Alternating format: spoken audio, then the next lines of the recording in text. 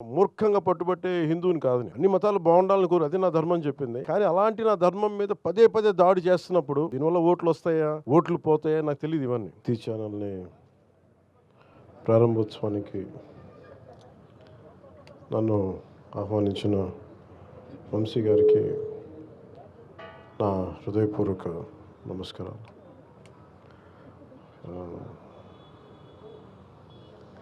దీనికి ఎవరన్నా ఇలాంటి వాటికి నా ఫీలింగ్ ఏం చెప్పాలి, నాకు ఈ భావన ఏముందంటే లోపల నేను సరైన వ్యక్తిని కాదు వీటికి రావడానికి. అంటే ఒక మఠాధిపతుల్ని వీళ్ళని ఏదైనా మాట్లాడాలి, నాకేం నాకు తెలియట్లేదు. కానీ ఒక సగటు హైందవ ధర్మాన్ని పాటించే సగటు వ్యక్తిగా హైందవ ధర్మం అవమానపరుస్తున్నా, దాన్ని దిగజార్చేలా మాట్లాడుతున్నా, దానికి ఒక ఆల్టర్నేట్ వాయిస్ ఉండాలని కోరుకుంటాం. ముఖ్యంగా ప్రసార మాధ్యమాల్లో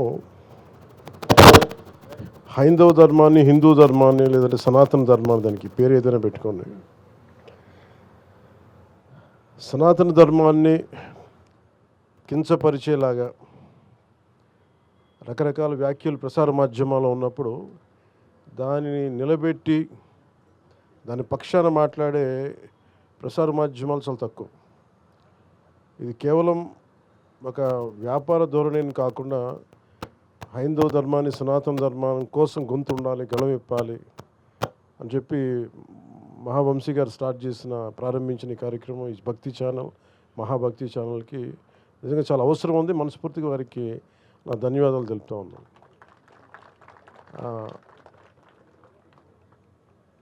మనం మహాభక్తి అంటే నేను వారికి చెప్పదలుచుకుంది ఏంటంటే, ఈ ప్రోగ్రాం ద్వారా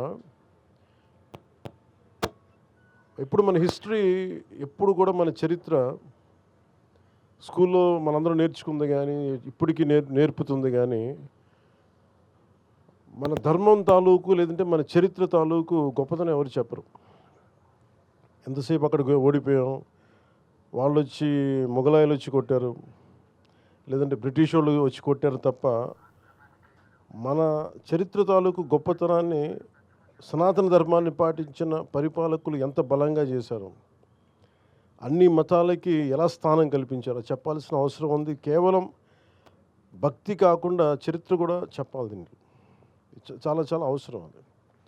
ఉదాహరణకి నేను మొన్న మదురై మీనాక్షి అమ్మ టెంపుల్కి వెళ్తే అక్కడ పూజారులు లోపల చూపిస్తా, ప్రధాన పూజారులు ఎలాగ మధుర మీనాక్షమ్మ మూల విగ్రహాన్ని ఎలా దాచిపెట్టారు, ఈ విదేశీ రాజులు వస్తున్నప్పుడు దాన్ని ముష్కరులు వచ్చినప్పుడు ఎలా దాన్ని కాపాడారు, చాలా కాలం తెలియదు. ఇలాంటి చరిత్ర నాకు వెళ్తే కానీ నాకు తెలియలే.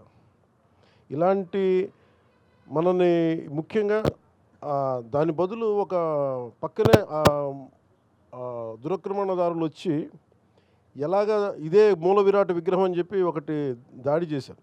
అంటే శివలింగం ఉంటుంది, శివలింగాన్ని దాడి చేస్తే శివలింగం మధ్య కట్ అయిపోయింది. ఆ ఘాటు ఉంటుంది, కత్తి ఘాటు. కానీ అలాంటిది చరిత్ర అందరికీ తెలిస్తే, మన గత చరిత్ర తెలిస్తే ఇది ఎంత అవసరం మనకి, మనం ఎంత కాపాడుకోవాలి.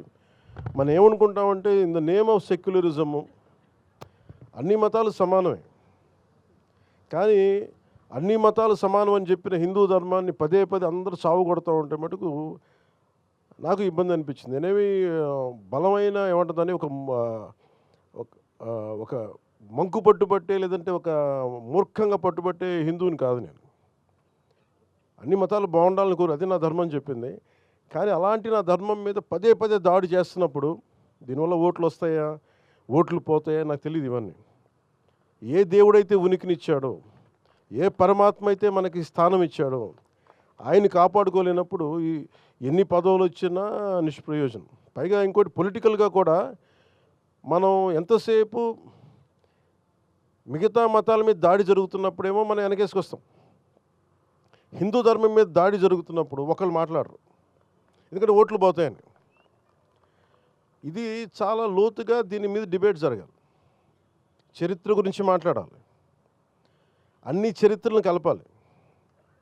ఉదాహరణకి రుమేలా తాపర్ ఇలాంటి లెఫ్ట్ వాదులందరూ కూర్చొని మన ధర్మాన్ని మన చరిత్రని ఇతిహాసాన్ని చంపేశారు. రామాయణం కానీ భారతం కానీ అవి అవి మనకి అవి మన చరిత్ర. అది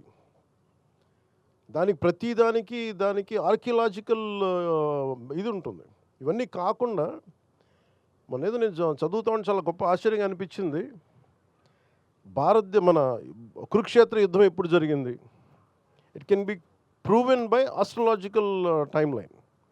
ఏ గ్రహాలు ఏ కక్షలో ఉన్నప్పుడు జరిగినాయి, నక్షత్రాలు ఎట్లా ఉన్నది, అలాంటి సమయంలో ఈ టైంలో జరిగింది అనేది మనం ఇప్పటికీ ఇప్పుడు వచ్చిన కంప్యూటరైజ్డ్ ప్రోగ్రామ్స్ ద్వారా ఒకసారి వెనక్కి వెళ్ళి చూసుకుంటే చాలా బలంగా మన సాక్ష్యాధారాలతో ఉంది.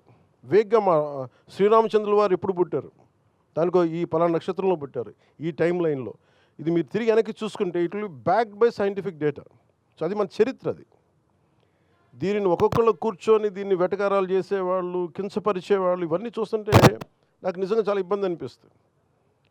అంటే నాకు ఒకసారి ఏమనిపిస్తుంటే ఓట్లు రాకపోయినా పర్లేదు కానీ ధర్మాన్ని నేను కాపాడుకోవాలి. ఇది నేను ఖచ్చితంగా తీసుకున్న నిర్ణయం. ఇలాంటి తీసుకున్న వ్యక్తులు చాలామంది, నేను ఒక్కనే కాదు, చాలామంది కోట్లాది మంది తీసుకున్నారు. వెటకారాలు చేసేవాళ్ళు ఎక్కువ. మీరు ఊహించండి, ఇంకే మతం చేసినా మళ్ళీ మన అన్ని జోకులు పడవు. హిందూ ధర్మాన్ని తిట్టేది ఎక్కువగా హిందూ ధర్మం మీద గౌరవం లేని హిందువులే. వెటకారాలు ఎక్కువ మనకి.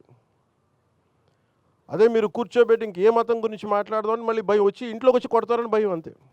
లేదా ఓట్లు పోతాయని భయం. నేను వంశీ గారిని ఏం కోరుకున్నానంటే,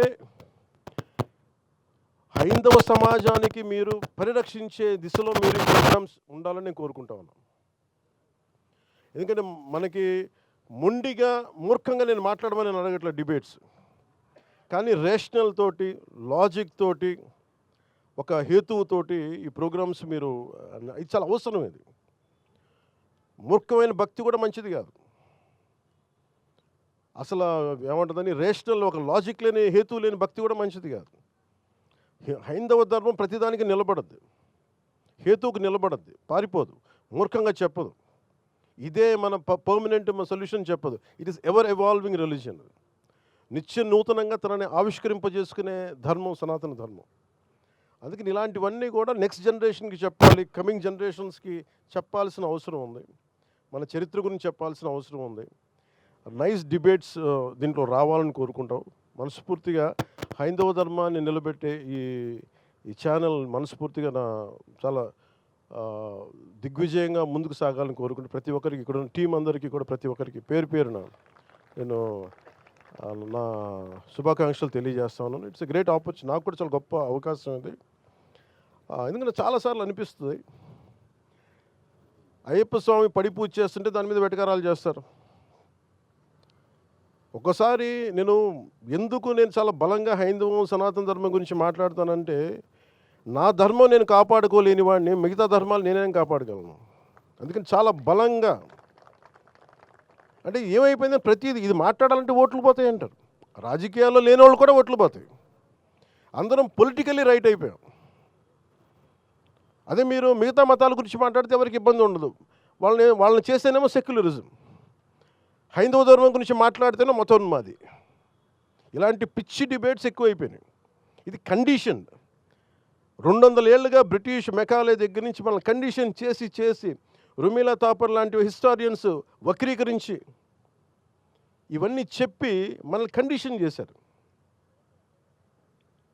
అలాగే మనకి కూర్చోబెట్టి ఉత్తరానికి, ఉత్తర భారతానికి మనకి సంబంధం లేదన్నట్టుగా, దక్షిణాది వేరు ఉత్తరాది వేరు అని చెప్పి పిచ్చి ఐడియాలజీ కానీ, ఇవన్నీ మనం కౌంటర్ చేయాల్సి ఉంది. Arguments through rational argument, through proper logical arguments తోటి, బలమైన సాక్ష్యాధారాలతోటి. చాలామంది ఎక్స్పర్ట్స్ ఉన్నారు. అలాంటి గొప్ప వ్యక్తులందరికీ మీరు ఒక ప్లాట్ఫామ్ కావాలి. అది మనకి ఆంధ్ర రాష్ట్రం చాలామంది ఉన్నారు. ఇది మన ఆంధ్రాలో కాదు, తెలంగాణ తెలుగు ప్రజలు ఎక్కడున్నా అందరూ దీన్ని అందరూ చూసే ఛానల్ అవ్వాలని మనస్ఫూర్తిగా కోరుకుంటూ, ఈ సందర్భంలో మహావంశీ గారికి చాలా టఫ్ జాబ్. ఒక ఛానల్ని తీసుకురావడం అంటే కొంతమందికి ఎంప్లాయ్మెంట్ ఇవ్వడం, చాలా బాధ్యత తీసుకోవడం. ఆల్రెడీ ఒక ఛానల్ చేశారు, ఒక ఎంటర్టైన్మెంట్, ఒక న్యూస్ ఛానల్ ఉంది, ఒక ఎంటర్టైన్మెంట్ ఛానల్, దానికి భక్తి ఛానల్ కూడా ప్రారంభించడం అంటే చాలా కష్టసాధ్యమైంది.